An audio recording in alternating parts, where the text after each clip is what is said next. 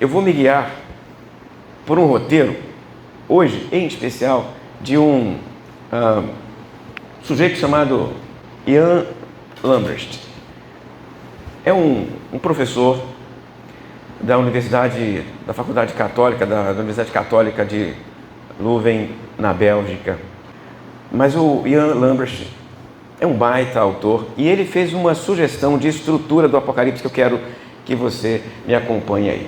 Ele começa dizendo que há dois consensos entre os leitores do Apocalipse. Primeiro consenso número 1. O Apocalipse tem uma parte introdutória e uma parte conclusória, ou seja, ele tem uma introdução e tem uma conclusão, um prefácio e tem um pós-fácio, e este prefácio e pós-fácio formam uma espécie de moldura epistolar.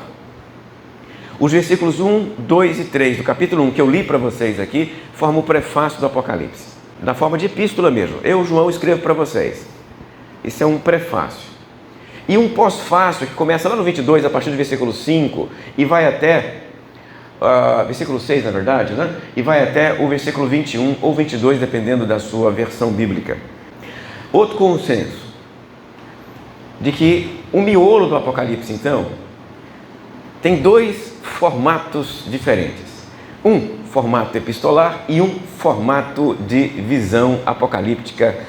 E isto faz com que os leitores consigam acompanhar com alguma tranquilidade a primeira parte, que é a parte mais epistolar, e a segunda parte nem tanto.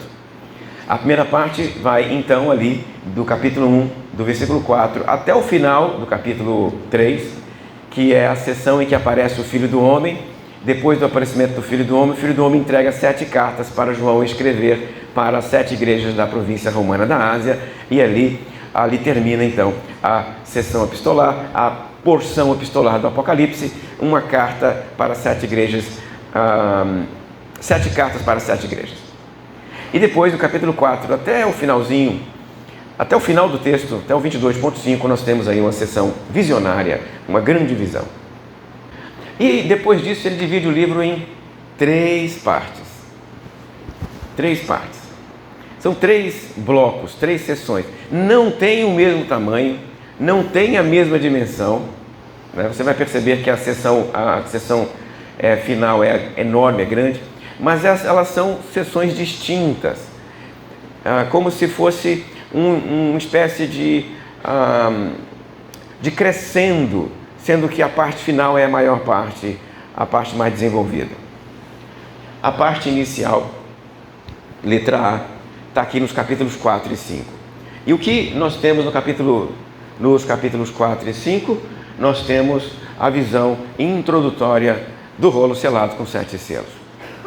O capítulo 4 descreve o momento em que João entra por uma portinha aberta no céu, e lá dentro daquela a porta ele vê um culto celestial, um ancião sentado no trono. Ele vê em torno do ancião 4 seres viventes.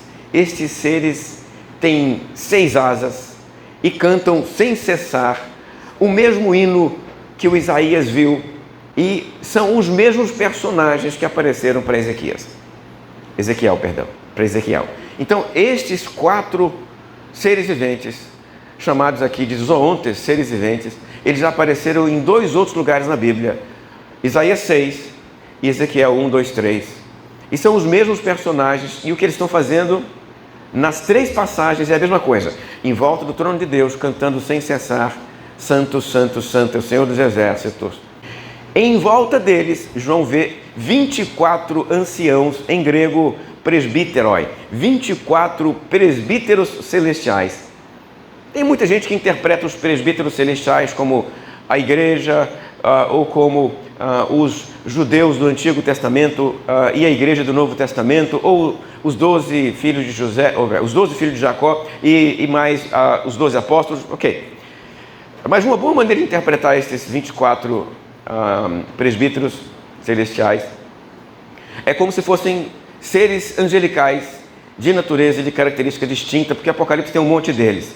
Tem os 4 zoontes, tem os 24 presbíteros, tem um monte de outros que aparecem no Apocalipse. Depois que esses personagens são apresentados, lá no finalzinho, o capítulo 4 pergunta por que adorar a Deus, E no final deste capítulo, a resposta é: adoramos a Deus porque Ele criou todas as coisas e as sustenta até hoje. Após isso vem o capítulo 5 do Apocalipse. E o capítulo 5 do Apocalipse é a apresentação do Cordeiro. O Cordeiro, que é o grande personagem do Apocalipse. A figura fundamental do Apocalipse aparece aqui no capítulo 5, e a partir do momento em que o texto apresenta um livro selado com 7 selos, logo em seguida ele diz que apenas o Cordeiro pode abrir o livro. Por quê? Porque o Cordeiro comprou para si povos de toda raça, tribo, língua e nação, e os constituíste reino e sacerdotes para Deus, e eles reinarão sobre a terra. Isso está no capítulo 5. Depois, os mesmos seres que adoraram a Deus no 4 adoram o Cordeiro, e termina o texto com ele pronto para quebrar cada um dos selos. Então nós temos aqui a letra A, a introdução ao rolo selado. Logo depois, letra B, nós temos nos capítulos 6 e 7 os 6 primeiros selos do Apocalipse. Nós vamos encontrar 6 selos. Lembrando a vocês que nós temos 3 imagens bem tradicionais no livro: 7 selos, 7 trombetas e 7 taças. E aqui na estrutura deixada pelo Ian Lambrecht, os selos, as trombetas e as taças estão interrelacionados.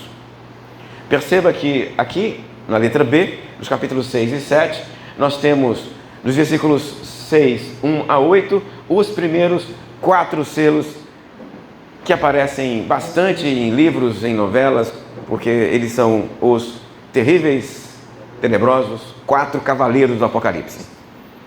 São eles: um cavalo branco, um cavalo preto, um cavalo vermelho, um cavalo amarelo. Estão lá. Cada um dos 4 cavaleiros do Apocalipse aparece aqui. São pragas, são castigos, são sinais proféticos. Apareceram aqui os 4 primeiros selos. Depois que os 4 primeiros selos são descortinados, o texto nos apresenta o 5º selo, versículos 6, 9 a 11, que é um selo muito importante para nós, porque este selo responde à pergunta: quando vai acontecer? Quanto tempo falta para que estas coisas aconteçam? A pergunta que as pessoas mais fazem quando trabalhamos no Apocalipse é: quando vai acontecer? Em outras palavras, mais conhecidas na atualidade, qual é o relógio de Deus? O que está faltando para Deus fazer as coisas acontecerem no final do tempo? O que está faltando para o anticristo se manifestar? O que está faltando para Jesus voltar? O que está faltando para o fim do mundo? Para o Apocalipse, o relógio de Deus é o 5º selo. O 5º selo é o relógio. Ele explica a lógica do tempo segundo o Apocalipse. Por que, Senhor Deus, o nosso sangue não foi vingado ainda? É a pergunta que eles fazem, simbolicamente para dizer quanto tempo falta para a vingança. E a resposta que aparece aqui é: até que se complete o número dos seus irmãos, que haverão de ser mortos, como igualmente vocês foram. Esse é o relógio.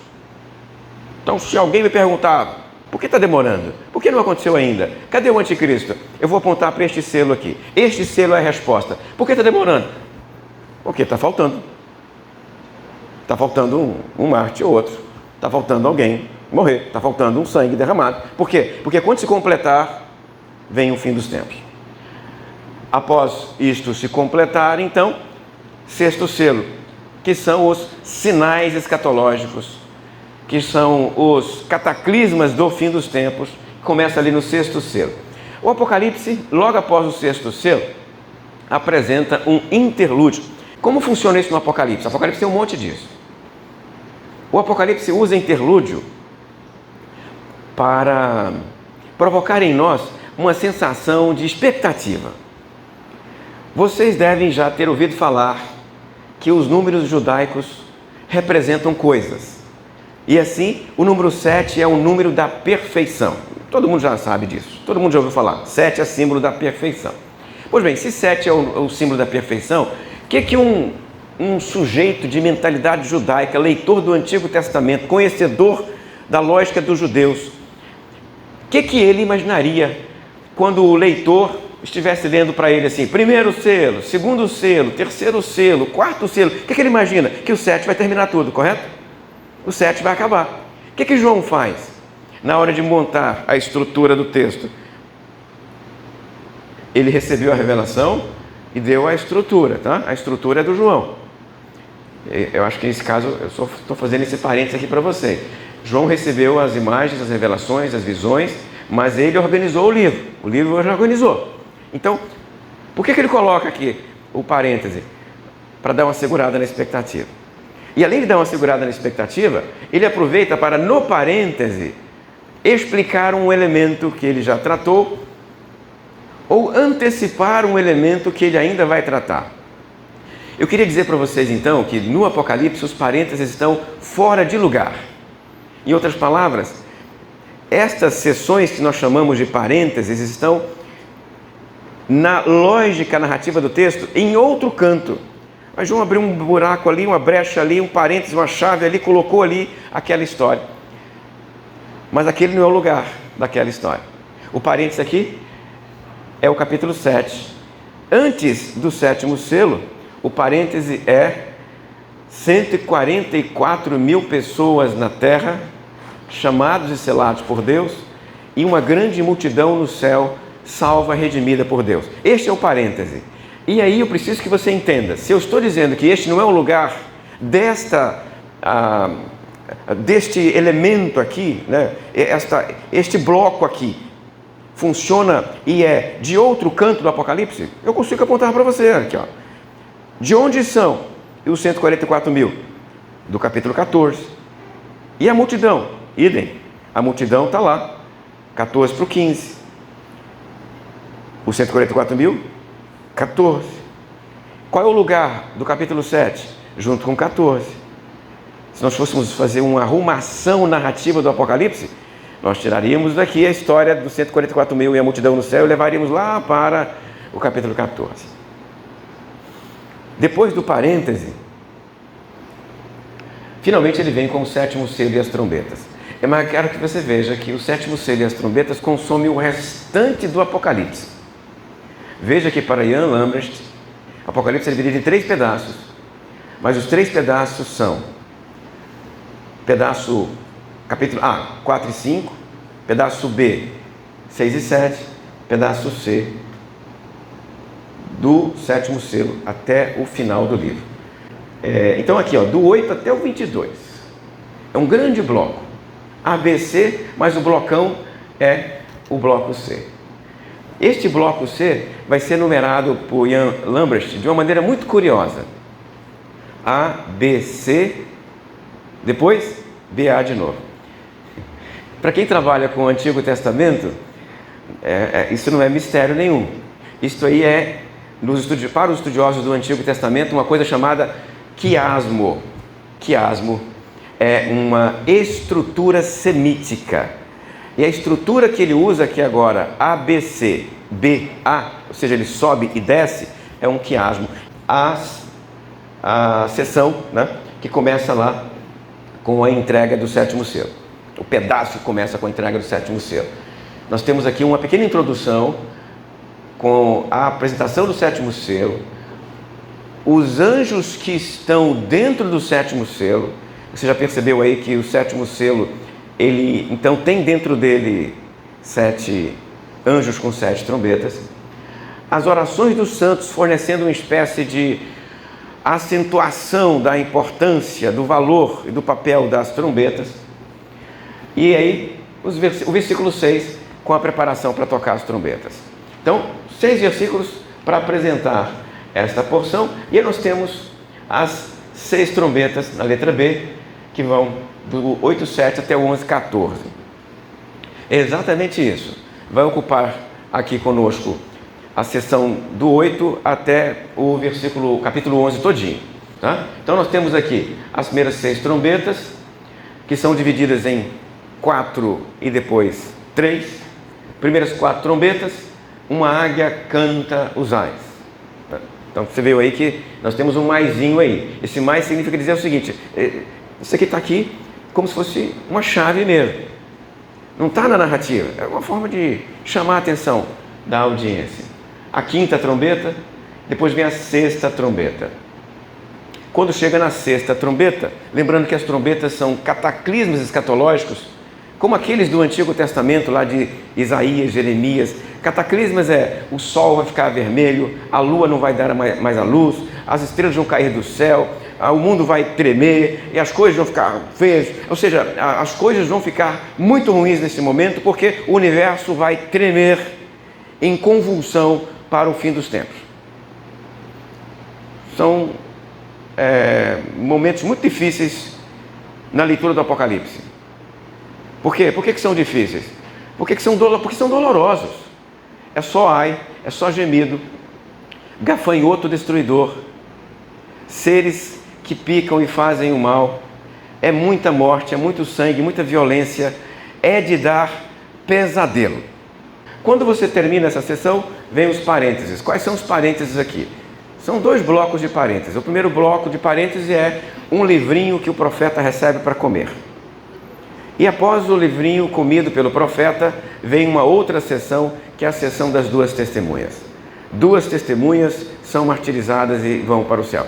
Lembra que eu falei com vocês que o lugar dos parênteses não é aqui? Então, entre a sexta e a 7ª trombeta, nós temos um parêntese, 2 blocos. Eu vou apontar para vocês para onde vão as narrativas aqui dentro. A sessão do João comendo o livrinho é uma vocação. Para onde você leva a vocação de João? Capítulo 1 é onde está a vocação de João. Para onde você leva a história das 2 testemunhas? Você leva a história das 2 testemunhas para o capítulo 13, onde a besta martiriza os crentes do Senhor. Você encontra o lugar dos parênteses dentro do texto, né? E aí finalmente vem a 7ª trombeta, e com a 7ª trombeta os reinos do mundo são entregues ao nosso Deus, e a partir da 7ª trombeta nós vamos ver mais um negócio, que é a apresentação das taças. Quando no capítulo 11, a partir do versículo 15, a 7ª trombeta é tocada, você vê fumaça, a arca da aliança sendo aberta, você vê os reinos do mundo se tornando do nosso Senhor. Então tem uma série de elementos aqui no capítulo 11, que você vê de novo onde? Lá no 15, nas taças. E então o Ian Lambert faz o quê? Ele pega o 15 e diz, o 15 está aqui no 11, e entre o 11 e o 15 eu tenho um grande bloco que eu vou chamar também de parênteses. Um blocão, né? O 12, o 13 e o 14. E o 12, o 13 e o 14 formam uma história comum, uma história contínua. O 12, o 13 e o 14 formam uma história bem fechadinha. Bem fechada. Você poderia, inclusive, pegar o 12, o 13 e o 14 e separar. E ler de forma avulsa. Porque o que é o 12, afinal de contas? O 12 é a apresentação de uma mulher, de um dragão, do filho da mulher, que vai reger as nações com vara de ferro, e no final do 12, os outros filhos da mulher, que guardam o testemunho de Jesus. Olha, resumindo o 12, você já sabe quem são os personagens, hein? Então, já para adiantar, né? A mulher é o povo de Deus do Antigo Pacto, o povo de Deus do Antigo Testamento, que deu à luz a Jesus, que deu origem a Jesus, o Messias que vai reger as nações com vara de ferro. O Messias, a criança messiânica, nasceu, foi arrebatado para o céu, ascensão de Jesus.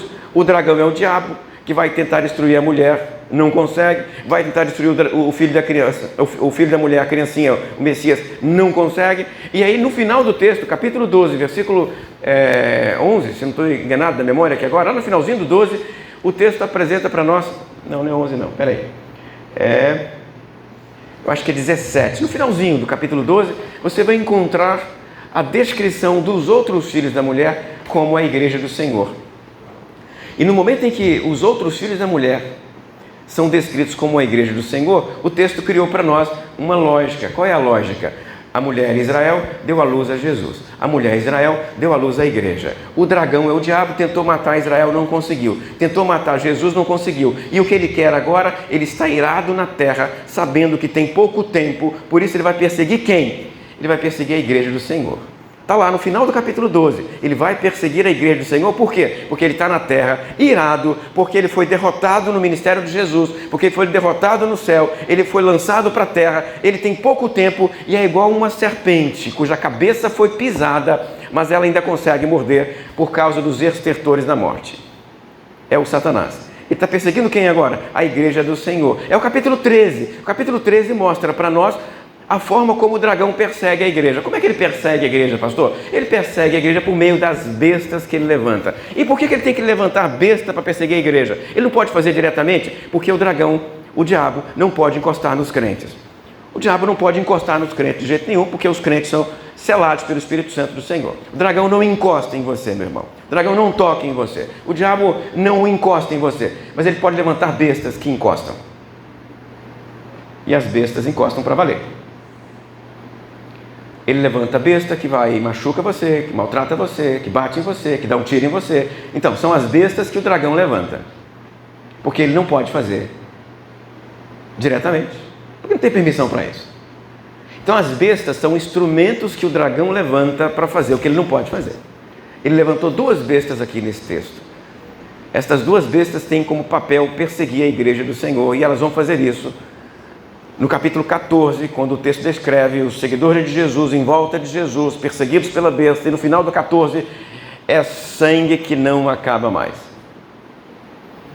Os 2 capítulos mais sanguinolentos do Apocalipse são o 14, que apresenta a morte dos crentes, e o capítulo 19, que apresenta a volta de Jesus. São capítulos bem sanguinolentos. No 14, a morte dos crentes enche um lagar de sangue. No 19, a morte dos infiéis, dos incrédulos na volta de Jesus, derrama sangue até o freio dos cavalos. Então, você tem 2 textos assim, muito sanguinolentos. Não tem nem como filmar um negócio desse, tanto sangue que o Apocalipse nos apresenta. O 14 fecha então o ciclo, tá? 12, 13 e 14. Israel dá origem a Jesus e a igreja. A igreja é perseguida. A igreja sofre o martírio. A igreja derrama o sangue. Pronto, esse é o bloco. E após esse bloco, o que vem? Vem as taças. As taças estão lá no 15. Você vê de novo a Arca da Aliança, a fumaça e os 7 anjos. E estes 7 anjos agora vão fazer o quê? Vão derramar sobre a humanidade impenitente as taças da ira de Deus. Nós vamos começar a ver as taças da ira de Deus após o capítulo 15.